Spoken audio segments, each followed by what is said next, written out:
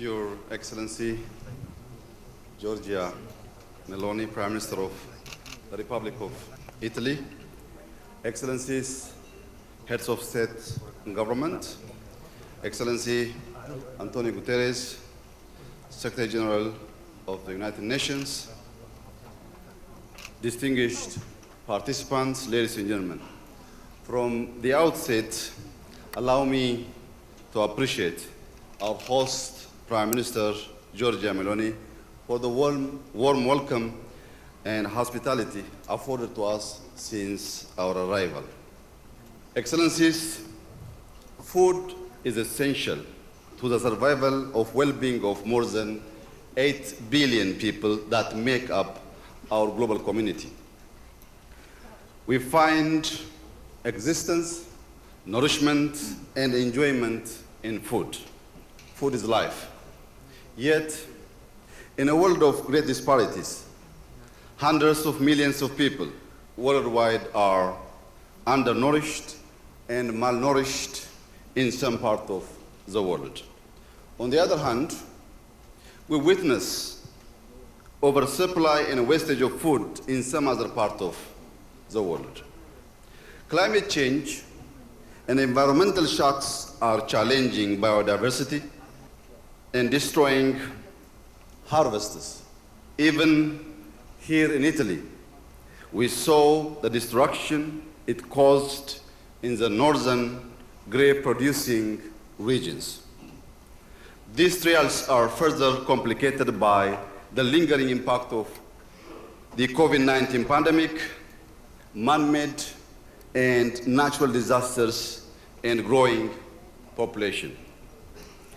As we convene today in this beautiful and historic city of Rome, we must not only review commitments to action made in the 2021 Stocktaking Summit, but we must work to make the world's poorest people less exposed to these major shocks by strengthening local and regional food systems.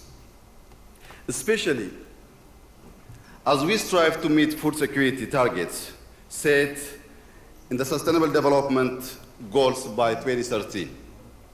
Excellencies, ladies and gentlemen, the African continent has immense potential for agriculture. We are endowed with arable land available for cultivation and growing agricultural and food system. In Ethiopia, agricultural productivity and modernization is our top development priority. Various initiatives have been launched and significant gains have been made thus far. Yet, many challenges remain. Production and productivity are affected by limited access to appropriate inputs, including fertilizers, seeds, and agricultural technologies. Moreover, prices for nutrient-dense foods have increased significantly over time, making healthier diets unaffordable for the majority. Soil erosion, land degradation, and deforestation over decades have also affected agriculture and food systems. However, in Ethiopia has demonstrated unwavering political commitment to transform the food system in line with our national and international commitments. Accordingly, we produced a food system transformation roadmap and designed a related governance program. Excellencies, beyond policies and strategies, we have been actively implementing numerous initiatives with our arcing goals of enhancing agricultural resilience, ensuring food self-sufficiency, and combating climate change. Various national initiatives have been launched in the last 4 years that are currently bearing fruit. Allow me to briefly share some of them. First, we are actively working on tackling the adverse effects of climate change. 4 years ago, we launched the Green Legacy Initiative, with the aim of planting 50 billion seedlings across the country by 2026. By the end of this year's planting season, we will have achieved over 32 billion seedlings. We will meet our target within the remaining period. On July 10th of this month alone, more than 33.5 million people went out to plant close to 567 million seedlings within a 12-hour duration. This has been a positive national experience. The Green Legacy Initiative plays a vital role in restoring Ethiopia's forest and supporting food self-sufficiencies. 1 in every 50 seedlings are fruit-bearing ones, such as avocados, mangoes, apples, and papayas. Second, we introduced off-season irrigated wheat programs, which allowed us to move from a deficit in our wheat demand to surplus, with a production increased of 300%. This is helping us not only achieve our domestic wheat demand, but also enabling exports. Third, we are providing school meals to millions of primary school children across the country. We rolled out this national school feeding program in the last 3 years. While such programs are prevalent in most developed nations, their implementation remains limited in low and middle-income countries where the need is greater.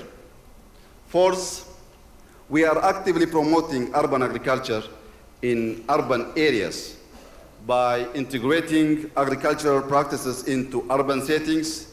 Individuals and communities gain access to fresh, nutritious produce while also generating additional source of income. Fifth, we are enhancing the productivity and production of dairy, eggs, chicken meat, honey, and related high products at household level. Through this recently launched program called Yelema Turufat, loosely translated as Bounty of the Basket, we aim to expedite efforts towards achieving food self-sufficiency and ensuring nutritional adequacy. Six, we are enhancing efficiency and productivity in the livestock subsector while reducing enteric emissions. Our livestock sector is vulnerable to climate change and particularly drought.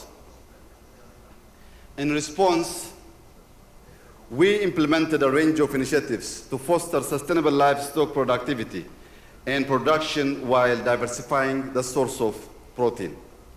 Notable achievements in this regard: considerable increase in production of milk by 70% and eggs production by 30%. These initiatives by no means define the extent of our efforts, yet they are key in contributing to building and strengthening the food system. My government is fully dedicated to the development of climate-resilient, regenerative agriculture and the transformation of the food system. Excellencies, ladies and gentlemen, in conclusion, I would like to draw your attention to some factors that will transform our food systems into equitable and sustainable ones. A new and robust agricultural finance model is essential for food security, job creation, and economic growth. This new model should be inclusive to respond to the demands of farmers, particularly in developing countries. We need to enhance access to markets and effective linkage between agriculture producers, commodity markets, and commercial value chains. Digital financial services focusing on youth and women and agricultural insurances should be the main features of a new financing model to boost agricultural production. We must mobilize and establish resources to finance government-led initiatives that effectively address challenges of food security, malnutrition, and the ever-increasing impacts of climate change. I call upon all partners and stakeholders to extend support to Ethiopia and the continent at large in our collective endeavors to achieve food security and transform our food systems. I thank you. Thank you very much, Prime Minister.